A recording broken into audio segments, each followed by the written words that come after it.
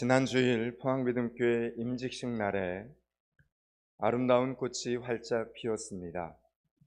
여러분들이 보내주신 축하 꽃다발과 화환도 아름다웠지만 뭐니 해도 사람 꽃이 가장 아름다웠습니다.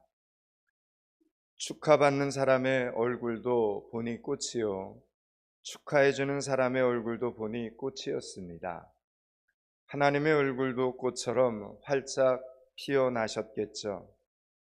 위하여 기도해 주시고 섬겨 주신 모든 분들께 감사를 드립니다.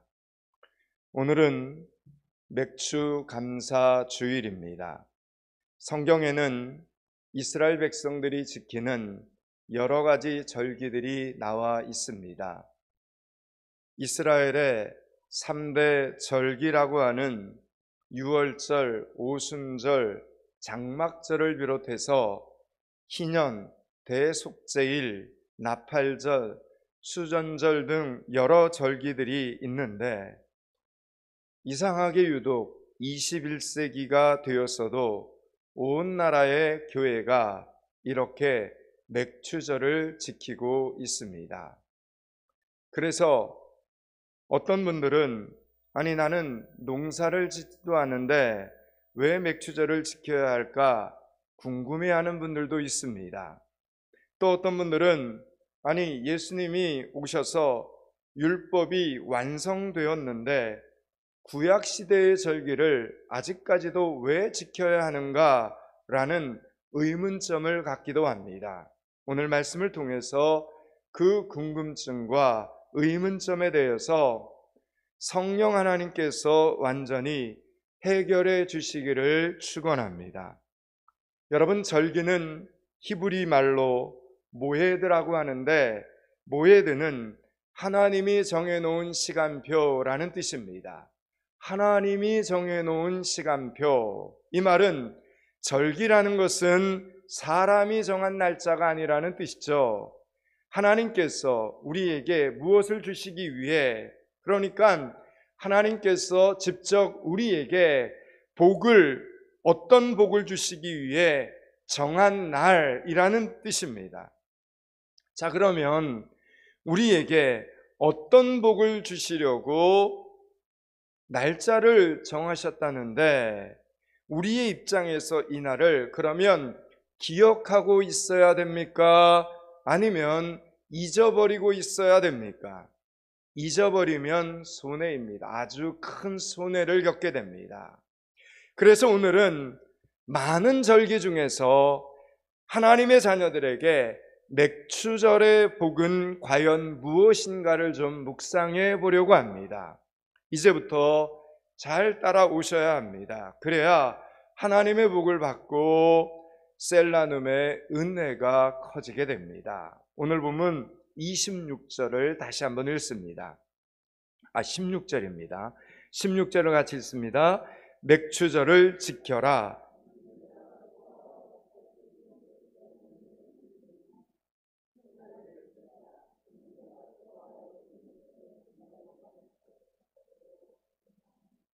아멘. 맥추절을 지켜라 이렇게 말씀합니다.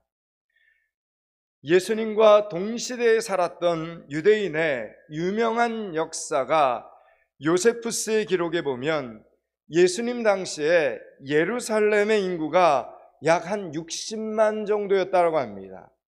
여러분, 포항시의 인구가 약 한 51만에서 한 52만 되지 않습니까? 그런데 이 절기만 되면 예루살렘이 아닌 다른 데 사는 유대인들과 전 세계에 흩어져 있던 유대인 디아스포라들이 이 절기를 지키기 위해서 무려 250만 명 정도가 예루살렘으로 몰려들었다는 기록이 있습니다. 그 조그마한 예루살렘에 예루살렘 인구의 무려 4배가 넘는 사람들이 몰려들어서 약 25만 마리의 양이 희생되는 절기 의식이 행해졌던 것입니다. 여러분, 상상만 해도 어마어마한 희생의 제사가 계속 몇 날 며칠 치러진 것입니다. 그러면 왜 그렇게 유대인들은 절기를 지키기 위해서 수고를 하는 것입니까? 율법이기 때문입니다. 그런데 참으로 안타깝고 답답한 노릇은 절기는 율법이라서 지켜야 하는 것이 아닙니다. 여러분, 모든 절기는 하나의 초점을 향하여 나아가고 있습니다. 그 초점이 무엇이겠습니까? 결혼식입니다. 아니, 갑자기 왜 결혼식이냐 하시겠지만, 그 결혼식의 신랑은 어린 양 예수 그리스도이시고 신부는 이 땅의 교회입니다. 하나님께서는 이것을 설명하기 위해서 모든 절기들을 제정해 놓으셨던 것입니다. 그래서 모든 절기는 유월절로부터 시작이 됩니다. 유월절은 어떤 날입니까? 이스라엘 백성들이 400년 동안 애굽에서 종살이를 하지 않았습니까? 하나님께서는 그들을 구원하기 위해서 모세를 보냈지만 바로 왕이 완고해서 거역을 합니다. 그래서 무려 9가지의 재앙을 겪으면서도 그 완고함을 이 바로 왕이 꺾지 않자 마지막 10번째 재앙을 하나님이 애굽 땅에 내리십니다. 애굽의 첫 것을 다 죽이는 장자의 죽음으로 하나님이 애굽 땅을 심판을 하십니다. 이때 이스라엘 백성들에게는 이 죽음을 피할 수 있는 유일한 길을 마련해 주시는데, 어린 양의 피가 문방과 인설주에 발려진 이스라엘 자손의 집은 구원을 받았습니다. 여러분, 그날이 바로 우리가 알고 있는 유월절입니다. 죽을 수밖에 없었던 이스라엘 백성들이 어린 양의 피로 구원을 받았습니다. 그래서 여러분, 이 유월절은 모든 절기의 기초가 되는 것입니다. 여러분, 말씀을 잘 따라오셔야 됩니다. 자, 그러면 하나님의 교회 역시 무엇을 기초로 시작이 됩니까? 바로 예수 그리스도의 십자가의 은혜로 구원받은 사람들의 모임이 바로 이 교회라는 것입니다. 그래서 여러분, 교회의 기초는 다른 것들이 될 수 없습니다. 인맥이나 물질이나 권력이나 지식이나 경험, 재능 등 이런 것이 하나님의 교회를 부흥하게 하지 않습니다. 이런 힘으로 교회를 좌지우지할 수 없습니다. 오직 교회는 예수 그리스도의 구원의 은혜를 고백하는 것으로 시작하고, 그렇지 않으면 사라지는 것입니다. 그래서 이 세상의 가치관으로, 아니 지금이 어느 시대인데 라고 하면서 이성주의와 합리주의를 적용하려고 했던 유럽의 수많은 교회들이 다 사라지고 카페와 그리고 술집으로 팔려 나가게 된 것입니다. 절기를 통해서 교회의 기초는 오직 예수 그리스도이심을 다시 한번 중직자들은 머릿속에, 성도들은 가슴속에 깊이 새길 수 있기를 바랍니다. 6월절 다음 날부터 이제 일주일 동안은 누룩이 들어가지 않는 떡을 먹는 무교절을 지킵니다. 제가 몇 가지 질문을 합니다, 설교 중에. 왜 누룩이 들어가지 않는 떡입니까?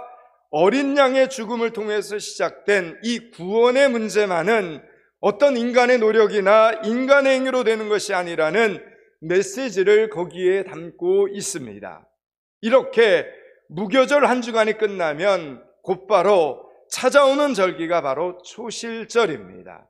그래서 가만히 이렇게 보면 모든 절기가 이렇게 뚝뚝 끊어진 것이 아니라 연결되어 있다는 사실을 알 수 있습니다. 그리스도의 생애가 뚝뚝 끊어진 것이 아니듯 모든 절기는 연결되어 있습니다. 이 초실절이라는 이 말은 말 그대로 첫 열매를 거두는 절기인데, 모든 농작물 중에 첫 열매를 뜻합니다. 여러분은 첫 열매하면 누가 제일 먼저 생각이 나십니까?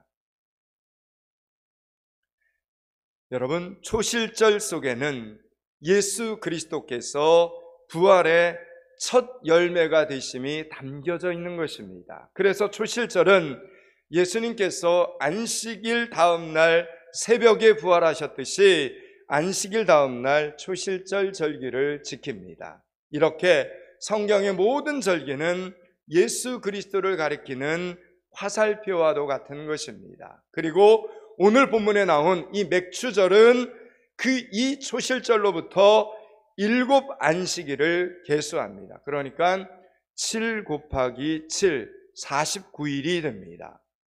그러니까 49일째 되는 날은 안식일이 7번 겹치는 아주 큰 날입니다. 이 날은 큰 날이니까 평범한 날처럼 보낼 수 없어서 다음 날까지 큰 안식일로 지켰습니다. 그래서 50일째 되는 날까지 큰 날로 지킵니다. 그래서 여러분, 맥추절에는 3가지의 별명이 있습니다. 칠칠절이라고도 하고 오순절이라고도 합니다. 그래서 오늘 설교 말씀의 제목인 맥추절, 칠칠절, 오순절은 다 같은 절기를 뜻하는 말입니다. 자, 그러면 하나님께서는 왜 하필 보리가 처음으로 수확되는 절기를 지켜라, 이렇게 하나님이 명령을 하셨을까? 여러분, 요한복음 6장에 보면 예수님께서 이런 말씀을 하십니다. 내가 진실로 진실로 너희에게 이르노니 나는 생명의 떡이니 내게 오는 자는 결코 줄이지 아니할 것이요. 그러면서 그 떡을 떼어 나누어 주시는데, 여러분, 그 떡이 바로 보리로 만든 떡이었습니다. 그 당시에 모든 가난한 사람들의 기본 양식이 보리로 만든 떡이었다고 합니다. 여러분, 예수님께서 벳세다 들녘에서 오병이어의 기적을 이렇게 베푸실 때도 보면 보리떡 5개라는 표현이 들어가 있지 않습니까? 여러분, 부자들은 무슨 떡이든 먹을 수 있었지만 가난한 자들은 보리떡밖에는 먹을 수가 없었습니다. 그래서 예수님께서는 가장 가난한 사람들까지도 만날 수 있는 분으로 이 땅에 보리떡 같은 모습으로 오신 것입니다. 하나님의 백성 중에 한 사람도 놓치지 않으시려고 낮고 낮은 모습으로 이 땅에 오셨다라는 이야기입니다. 여기서 제가 돌발 퀴즈를 하나 내겠습니다. 초실절이 부활하신 예수님, 즉 부활의 첫 열매가 되신 예수님을 상징하는 구약의 절기였다면 오늘 본문의 주제인 이 맥추절은 순서상 신약의 어떤 예수 그리스도의 모습을 상징하는 구약의 절기이겠습니까? 누가 한번 맞춰 보십시오. 그러면 제가 점심을 사겠습니다. 어렵습니까? 그러면 제가 힌트를 드립니다. 맥추절에 또 다른 이름 오순절이라는 단어에 그 힌트가 있습니다. 그래도 모르시겠습니까? 여러분, 네, 잘 안 들립니다. 여러분, 신약에 넘어와서 사도행전에 보면 오순절날 마가의 다락방에 120명의 성도들이 모여 뭐합니까? 기도하죠. 간절히 기도를 합니다. 그때 그 120명의 성도들이 간절히 기도할 때 그 마가의 다락방에서 무엇을 받습니까? 성령을 받습니다. 성령을 체험합니다. 불의 혀같이 갈라지는 그 성령의 역사가 각 사람의 머리에 임하기 시작합니다. 여러분, 그날은 최초로 성령님이 공동체에 공개적으로 임하는 날이 되었습니다. 여러분, 그 자리가 바로 하나님의 교회가 탄생하는 자리가 되었습니다. 이 땅에 예수 그리스도의 신부인 하나님의 교회가 탄생한 날입니다. 따라서 우리가 지키는 이 맥추절은, 오순절은, 칠칠절은 오늘날 교회에 뭐가 되는 것입니까? 생일이 되는 것입니다. 이 땅의 모든 교회의 생일이 되는 날입니다. 오순절날 성령의 충만함을 입고 성령을 받아 여러분 사도들이 제자들이 무엇을 하는지 아십니까? 나가서 막 전도를 했습니다. 복음을 증거했습니다. 그리고 베드로가 예수 그리스도의 십자가의 고난과 그리고 예수 그리스도의 죽음과 부활을 선포하기 시작하자 여러분 그 자리에 몇 명이 회개하면서 돌아오게 되는 줄 아십니까? 성경을 보니까 정확히 3,000명이 그날 세례를 받고 예수 그리스도를 개인의 구주로 믿게 되었습니다. 몇 명이라고요? 3,000명. 이 숫자를 잘 기억하시기 바랍니다. 오순절날 이런 역사가 지금 초대교회에 일어난 것입니다. 그런데 여러분 구약에서 보면 오순절에 해당하는 이날 정반대의 사건이 하나 터집니다. 구약에서 유월절 어린 양의 죽음의 밤을 지나서 구원받은 이스라엘 백성들이 모세와 함께 홍해를 건너 제일 먼저 도착한 곳이 있는데 바로 그것이 시내산 기슭이었습니다. 여러분 여기까지 거리가 정확하게 며칠인가 하면 성경을 보면 출애굽기를 보면 정확하게 50일입니다. 50일. 50일째 되는 날 시내산에 도착해서 무슨 일이 생깁니까? 그들은 최초로 우레와 번개와 구름 가운데 임재하시는 하나님의 임재를 경험하게 됩니다. 얼마나 놀라운 현상이었겠습니까? 하나님이 저들에게 그냥 불 가운데 임재하신 사건이 벌어집니다. 자, 그러면 오순절날 마가의 다락방에 성령이 임할 때 불의 혀같이 갈라지는 것을 느꼈듯이 구약에서 성령 하나님의 임재를 체험을 하게 된 것입니다. 이때 하나님께서 모세와 이스라엘 백성들에게 무엇을 주십니까? 십계명을 허락해 주십니다. 하나님의 율법을 주셨다라는 겁니다. 그런데 모세가 산꼭대기에 올라가서 하나님과 대면하여 그 십계명을 받을 때, 율법을 받을 때 이스라엘 백성들은 산 밑에서 무엇을 하냐면 우리가 알고 있는 것처럼 금송아지 우상을 만들었습니다. 그리고 금송아지를 만들어 놓고 그 금송아지 앞에서 춤을 추고 먹고 마시고 그리고 우상 숭배에 빠져 있었습니다. 그때 여러분 하나님께서 레위 지파를 통해서 우상 숭배자들을 처단하는데 하나님이 몇 명을 그 자리에서 처단하시는 줄 아십니까? 정확하게 3,000명입니다. 3,000명. 자, 그러면 신약의 오순절 사건과 시내산의 이 사건은 우연의 일치입니까? 인간은 율법을 받았지만 지킬 수 없었습니다. 3,000명이 대표로 죽었지만 모두가 다 죄악의 길로 같이 간 것입니다. 때문에 인간을 구원하기 위해서는 예수 그리스도께서 이 땅에 오셔야만 했던 것입니다.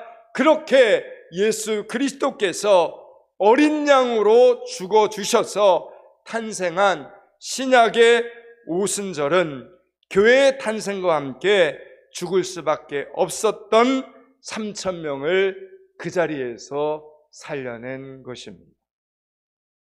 오순절 사건은 죽음과 생명이 정확하게 대조를 이루며 율법이 하지 못한 일을 예수 그리스도께서 이루셨음을 증거하고 있는 장면인 것입니다.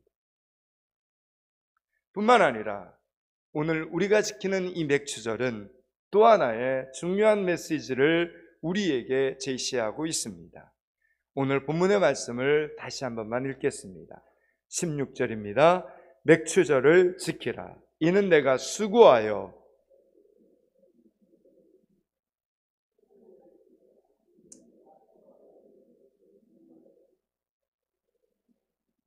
아멘. 여러분, 이 모든 절기는 광야에서 선포되었습니다. 그러나 이 절기를 지키는 일은 어디에 들어가거든 지켜라 명령을 지금 하셨습니까? 가나안 땅에 들어가서 지키라고 하셨습니다. 실제로 여호수아서를 보면 여호수아와 이스라엘 백성들이 여리고 평지에 들어갔을 때 그 자리에서 유월절을 지킵니다. 그리고 그들이 그 땅에 소산물을 먹은 다음 날부터 나타나는 특이한 현상이 하나 있었는데, 그것은 무려 40년 동안 이스라엘 백성들이 광야 생활을 할 때 매일매일 내렸던 만나가 중단이 되어버립니다. 아니, 끝납니다. 그리고 다시는 만나의 기적과 경험을 이스라엘 백성들은 경험하지를 못합니다. 여러분, 이제는 그럼 어떻게 해야 된다는 뜻입니까? 광야에서는 이스라엘 백성들이 아무 일을 하지 않아도 됩니다. 아무런 수고를 하지 않아도 만나가 하늘에서 매일같이 내렸습니다. 그러면 그 만나를 먹으면 되었습니다. 그런데 가나안 땅에서는 만나가 없습니다. 가나안 땅은 수고하고, 오늘 말씀처럼 수고하고 땀을 흘리고 씨를 뿌리고 열매를 거두는 수고를 해야 되는 장소가 바로 가나안 땅이라는 이야기입니다. 자, 그렇다면 마지막으로 여러분에게 선택 퀴즈를 하나 내겠습니다. 그러면 여러분은 광야에서 살고 싶으십니까? 아니면 가나안에서 살고 싶으십니까? 만나는 좋은데 광야는 싫고, 가나안은 좋은데 수고하기는 싫습니까? 솔직한 심정일 것입니다. 우리는 가나안을 좋아합니다. 기름지고 풍요로운 땅, 내 집을 짓고 내 재산을 모으고 내 소유물을 가지고 안정적인 삶을 이룰 수 있는 땅입니다. 만약 만나의 기적이 오늘도 있었으면 좋겠다 생각한다면 우리는 가나안을 버리고 다시 광야로 나가야 합니다.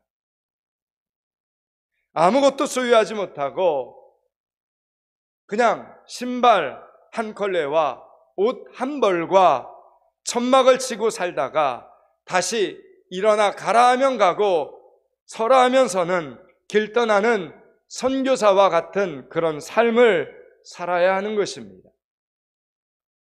그러나 오늘 본문에서 하나님께서는 내가 수고하여 밭에 뿌린 것에 첫 열매로 맥추절을 지켜라 이렇게 명령하셨다면 우리가 이미 어디로 들어와 있다는 뜻입니까? 가나안 땅에 들어와 있다라는 뜻입니다. 여러분 생각해 보면 이 명령은 광야에서 하신 명령이죠. 그렇다면 이스라엘 백성들이 맥추절을 지키려면 하나님께서 반드시 그들을 가나안 땅으로 들여보내신다는 것이 전제되어 있는 말씀이라는 겁니다. 여러분, 하나님은 약속대로 그들을 가나안 땅에 들여보내 주셨습니다. 하나님께서 우리에게 말씀하실 때에는 아무런 대책도 없이 될지 안 될지도 모르는 일을 가지고 명령하시지 않는다라는 의미입니다. 하나님의 말씀은 곧 미래에 대한 확답인 것입니다. 하나님께서 이스라엘 백성들을 출애굽시킨 목적, 가나안 땅으로 들여보내기 위해서였습니다. 가나안 땅에서 하나님의 백성으로 사는 복을 주시기 위해서였습니다. 그렇다면 하나님의 백성으로 사는 복은 무엇입니까? 오늘 말씀처럼 내가 땀 흘려 수고하고 씨를 뿌리고 거둔 열매를 먹는 복이다라는 이야기입니다. 여러분, 그것은 예수 그리스도 안에서 누리는 일상의 복을 의미하는 것입니다. 건강해서 매일 출근하는 복, 자녀들은 매일 학교 잘 다니는 복, 일주일을 열심히 살다가 이렇게 주일이 되면 하나님 앞에 나와 예배를 드리는 복, 달란트를 가지고 교회에서 열심히 봉사하는 복, 가난한 사람을 구제하고 선교사님들을 위해 선교하는 복, 이런 일상의 복을 누리는 하나님의 백성이 되게 하려고 하나님께서 우리를 출애굽시켰다라는 이야기입니다. 오늘 본문 말씀에 나오는 내가 수고하여, 이것은 바로 우리의 몫입니다. 물론 예수 그리스도께서는 항상 우리와 함께 하십니다. 그러나 열심히 살라고 땀 흘리며 수고하고 노력하는 것은 반드시 우리가 순종해야 될 몫이다라는 이야기입니다. 유월절은 어린 양의 구원의 피를 흘린 대속의 사건이기 때문에 거기에는 일절 어떤 인간의 공로는 들어가지 않습니다. 오직 하나님의 은혜입니다. 그러나 오늘 말씀처럼 내가 수고하여, 이 말은 이 시대 그리스도인들과 교회가 들어야 될 아주 중요한 메시지입니다. 열심히 일상을 살아야 하고 일상을 열심히 살기 위해서 하나님 앞에 나와 기도해야 합니다. 지혜가 부족한 자는 지혜를 구하고 건강이 부족한 자는 건강을 기도하라라는 의미입니다. 좋은 기회를 위해서 열심히 기도하고 좋은 만남을 위해서 열심히 기도하고 올바른 선택을 위해서 열심히 기도하라는 것입니다. 그때 하나님께서는 우리가 수고한 대로 그 열매를 풍성하게 맺게 해주신다는 약속입니다. 인생을 포기하지 말라는 명령이십니다. 여러분, 힘들다고 불행한 것이 아닙니다. 힘들어도 수고하여도 열매를 맺는 기쁨으로 감사하며 살게 되는 땅이 바로 가나안 땅이라는 메시지입니다. 여기까지가 오늘 본문의 전체 메시지입니다. 이제 오늘 본문 말씀을 한 번 더 읽고 말씀을 마치겠습니다. 16절을 같이 읽습니다. 맥추절을 지키라. 이는 내가 수고하여 밭에 뿌린 것의 첫 열매를 거둠이니라. 수장절을 지키라. 이는 내가 수고하여 이룬 것을 연말에 밭에서부터 거두어 저장함이니라. 아멘. 이제 말씀을 마치려고 합니다. 사랑하는 여러분, 하나님께서 10가지 재앙을 통하여 이스라엘 백성들을 출애굽시켰지만 그들의 마음속에 있는 애굽의 사고방식은 그대로 남아 있었습니다. 그래서 광야에 그렇게 오랫동안 그들은 머물러 있어야만 했던 것입니다. 애굽적인 사고방식을 버려야 되는데 애굽적인 사고방식을 버리고 좀 더 건강하고 거룩한 하나님의 백성다운 사고방식을 하는 사람이 되기 위해서는 시간이 걸리고 훈련이 필요했던 것입니다. 그것을 이스라엘 백성들은 가나안 땅에서 훈련받은 것입니다.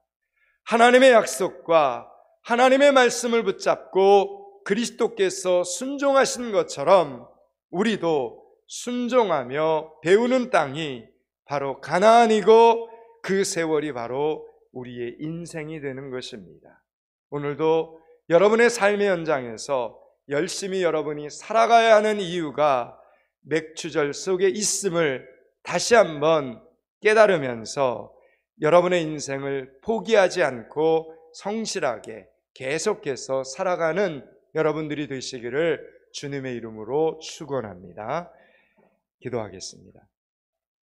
하나님, 맥추절의 은혜와 복을 잊어버리지 않는 성도들이 되게 하여 주시옵소서. 삶의 현장에서 최선을 다해 살아야 하는 이유가 맥추 감사절 속에 있음을 깨달으며 인생을 포기하지 않고 성실하게 최선을 다해 살아가는 믿음의 예배자들이 되게 하여 주시옵소서. 예수 그리스도 이름을 받들어 기도드리옵나이다. 아멘.